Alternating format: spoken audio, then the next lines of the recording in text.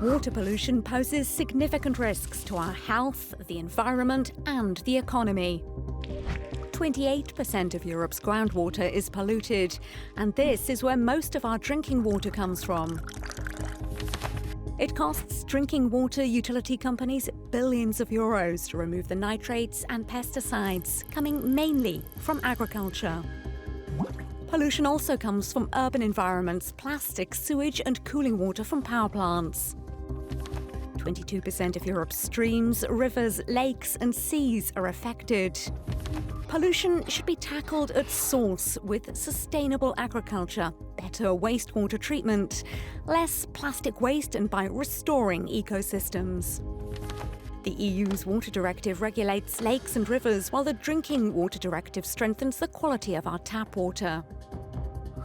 The European Green Deal includes a zero-pollution action plan to improve legislation on preventing pollution. And we can play a part too by recycling, minimising chemicals and single-use plastics.